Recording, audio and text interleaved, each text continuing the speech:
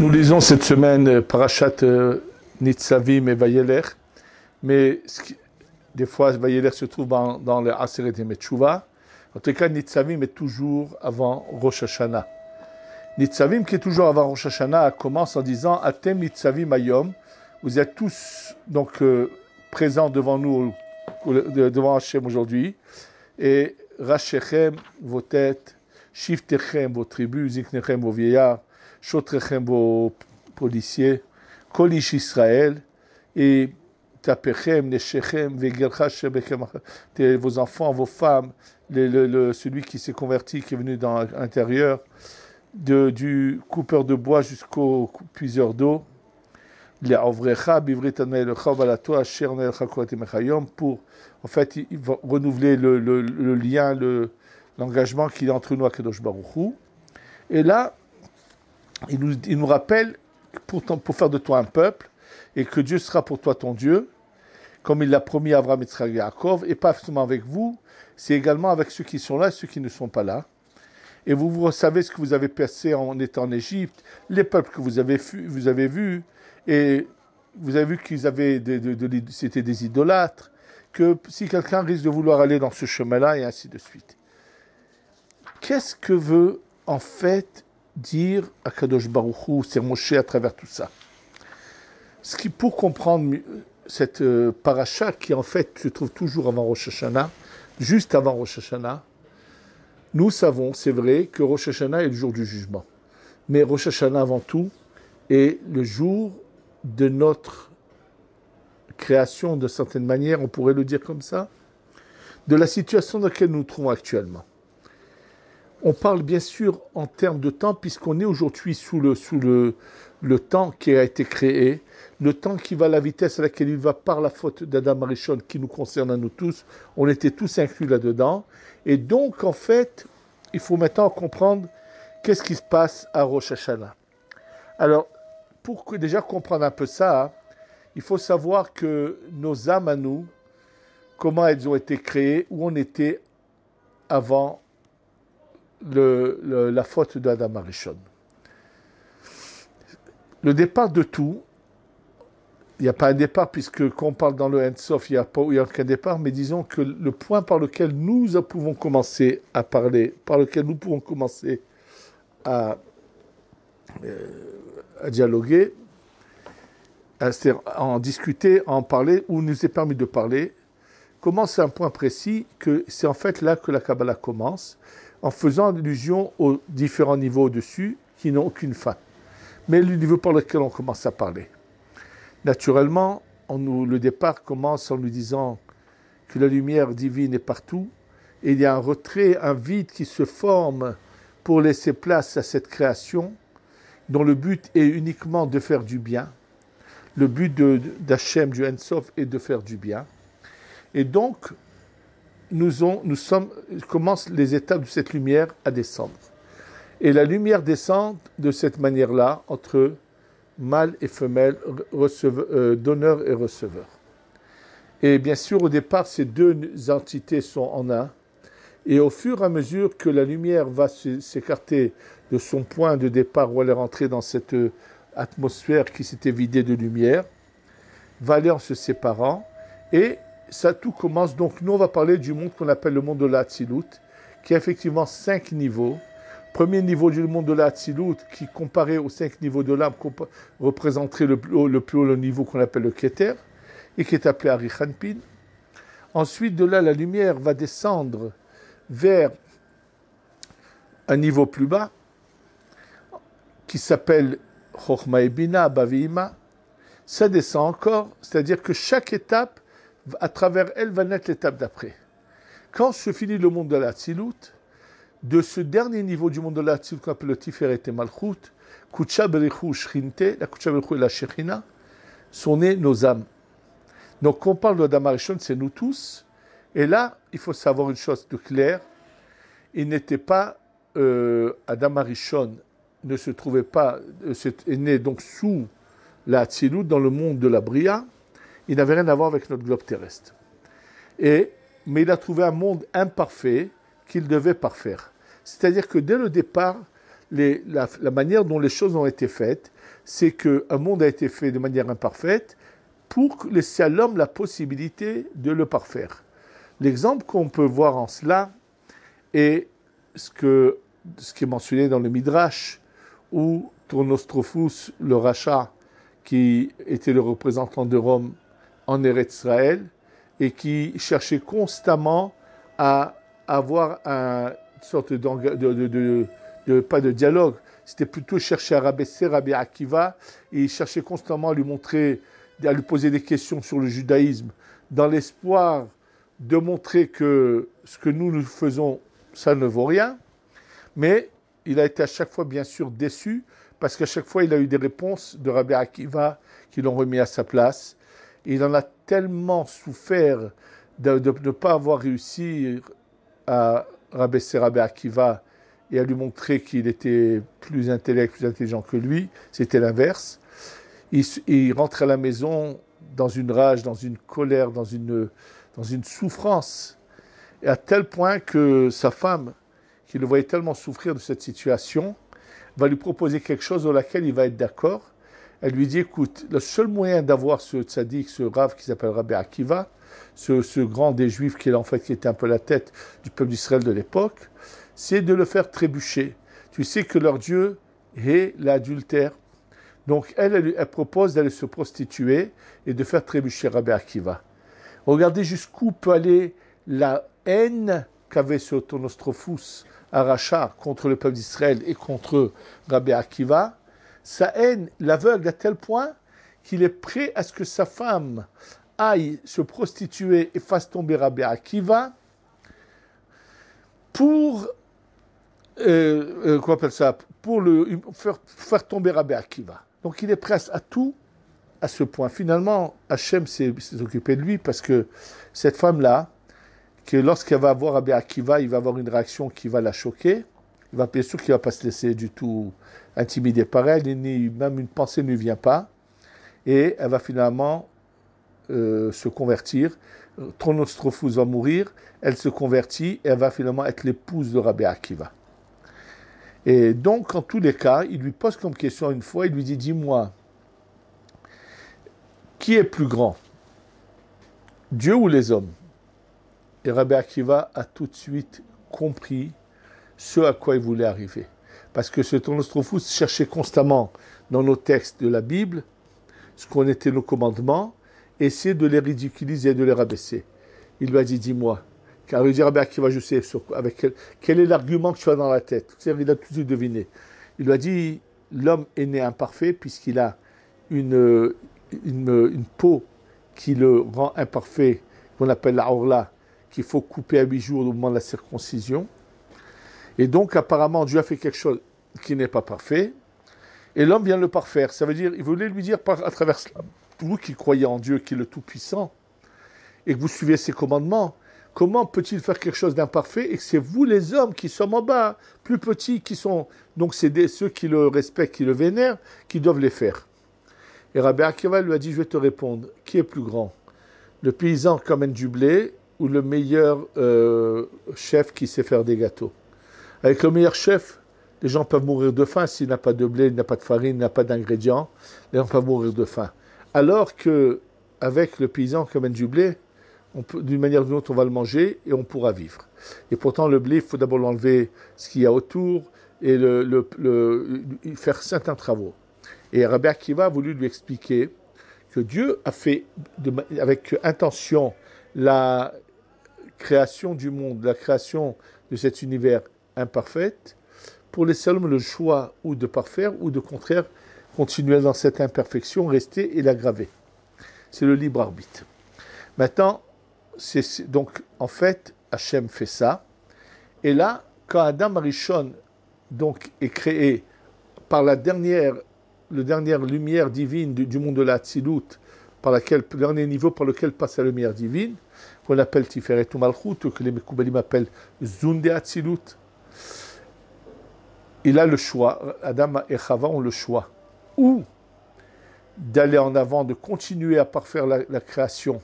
Et dans ce cas, le Leil Shabbat, le vendredi soir de la création, s'il n'avait pas fauté, ils seraient montés dans le monde de l'Atsilut et eux seraient devenus le dernier niveau du monde de l'Atsilut. C'est ce qui attend tous ceux qui respectent la Torah après la venue du Mashiach.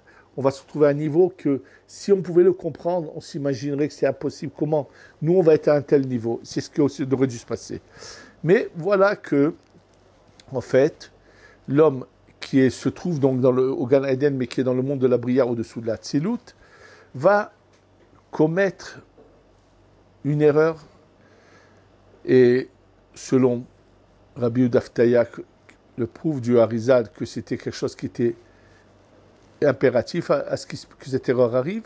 On va essayer d'expliquer pourquoi. Et donc, tout ce qu'il aurait dû arranger, non seulement qu'il ne l'a pas arrangé, c'est l'inverse. Et voilà pourquoi il s'agit de 6000 ans.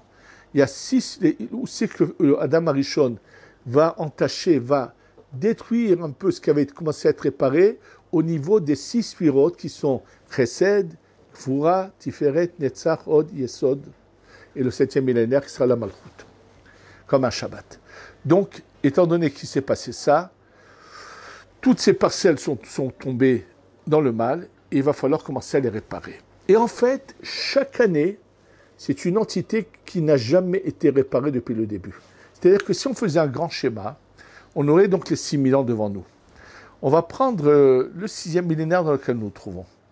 En fait, ce 6e millénaire, sa réparation n'a commencé qu'au début du 6e millénaire. Comment ça se passe? Ce 6e millénaire se partage en 10 centenaires.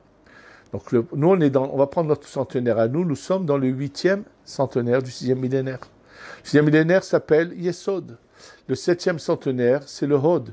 Donc on est dans le Hod chez Yesod, qui n'a jamais été réparé jusqu'à aujourd'hui, puisqu'au début, avec les premières années de la vie d'Adam Arishon, il a commencé à réparer dans le premier centenaire du Chesed, du premier millénaire. Et ça allait comme ça dans l'ordre. C'est-à-dire que chaque année, nous avons une entité qui n'a pas encore été réparée. Je vais tout de suite arriver à qu'est-ce que ça voulait dire que le Mashiach aurait pu venir avant. Et donc, comme en fait, ce qui a été entaché, ce qui a été détruit un peu par la faute d'Adam Arishon, ce sont les 6 sphirotes qu'on appelle les 6 sphères du corps. La tête n'est pas touchée, bien sûr que non. Et donc, c'est elle qu'il faut réparer. C'est pour ça qu'on nous parle d'un monde de 6000 ans, puisque c'est Chesed, Gvura, Tiferet, Netzach, Hod, Yesod. Donc, étant donné que c'est eux qui ont eu ce défaut, c'est eux qu'on répare. Et donc, chaque année, on va se retrouver devant une entité. On vient de finir une entité, comme on l'a fini, ça dépend. Et on va en commencer une nouvelle. Et chaque année, donc, à Rosh Hashanah, nous commençons. Étant donné que la faute d'Adam Rishon s'est passée le vendredi de la création, qui va correspondre au premier Tishrei. Le jour même, il dégringole par la faute et il fait dégringoler 6000 ans de parcelles de lumière. Donc chaque année, c'est une autre parcelle de lumière qui n'a jamais été encore réparée, que nous devons réparer. Donc en fait, chaque premier Tishrei, on va passer à la réparation. Pourquoi? C'est également le jour de jugement, étant donné qu'il y a un bilan de l'année précédente. Et c'est le départ de la réparation, puisque Adam Arishon, le jour même, va faire Teshuvah, va commencer à réparer, et ce fameux vendredi, ça va être le premier jour que Adam Arishon va réparer dans son existence, puisqu'avant il est au-dessus de ce système de temps, mais il a tout dégringolé dans une forme qui s'appelle le temps, et donc c'est cette entité de jour de vendredi que commence à être réparé et il fait tchouva. Donc c'est pour ça que c'est l'occasion pour nous, en nous engageant dans cette nouvelle entité qu'on n'a jamais eue entre les mains, qu'on doit se préparer. Et on est jugé par rapport à notre passé et également par rapport à notre volonté, à notre engagement futur. Donc en fait, c'est un peu ça qu'il est dit ici. Vous êtes tous devant moi. Maintenant, n'oubliez pas une chose. Vous avez été choisis pour être le peuple d'Israël, le peuple élu, ceux qui sont dans la lumière, dans la vérité, et non pas dans toute l'idolâtrie de tous les autres peuples de la terre, parce que vous avez su choisir, faire un bon choix quand il le fallait.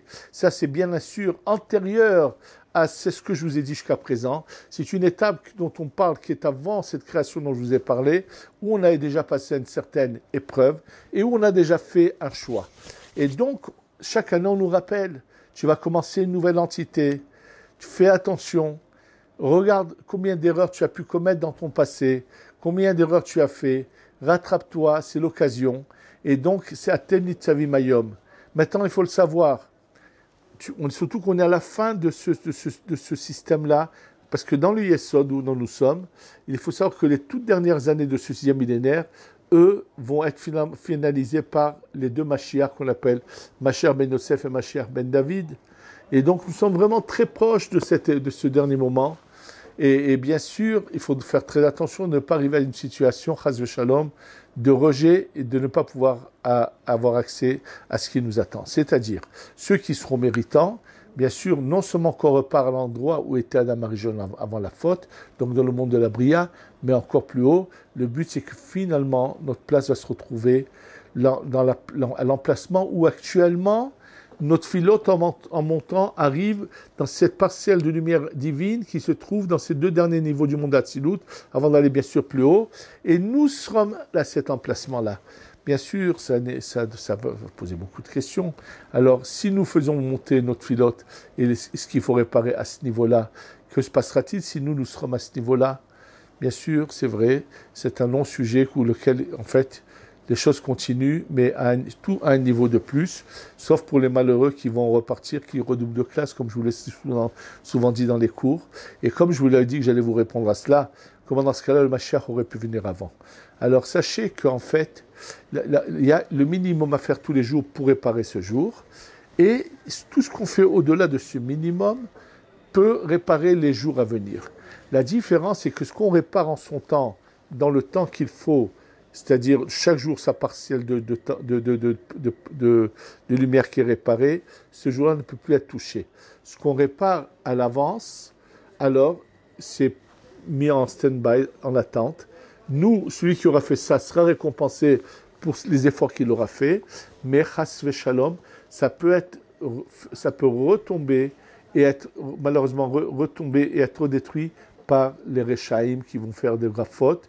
Et c'est pour ça qu'il y avait cette option de Ahishena, que le Mashiach vienne avant, et on aurait fini le birour jusqu'à la fin, ou bien, comme nous sommes maintenant, nous sommes dans Be'ita, en son temps, c'est-à-dire qu'on est en train de finir les derniers birourim que nous n'avons pas fait jusqu'à présent, et bien sûr, on va passer, arrive le Mashiach.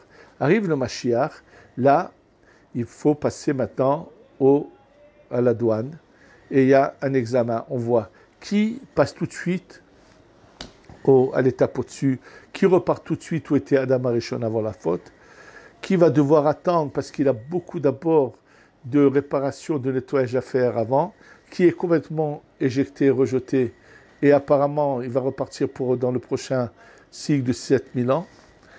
Apparemment, je dis bien parce qu'on n'a pas de preuve évidente à cela, mais c'est ce qu'il en ressort apparemment. Et c'est ça un peu cette prise de position, cette réflexion qui nous est dite chaque année au moment de Atem Nitzavim, qu'on doit prendre conscience. Ça suffit de gâcher le temps, de gâcher notre vie. Il y a un but, il y a un rôle à cela. Chaque année, nous nous retrouvons devant une entité qui va démarrer. Que celle-là soit bonne, qu'on ne la fasse pas échouer. Qu'on n'aille pas, comme ces gens-là, ils disent qui bishurut libéler, je fais ce que j'ai envie, ce qui me plaît. Je n'ai aucune retenue. Et au lieu de réparer, je détruis et je détruis et je détruis. Mais après, que se passe-t-il?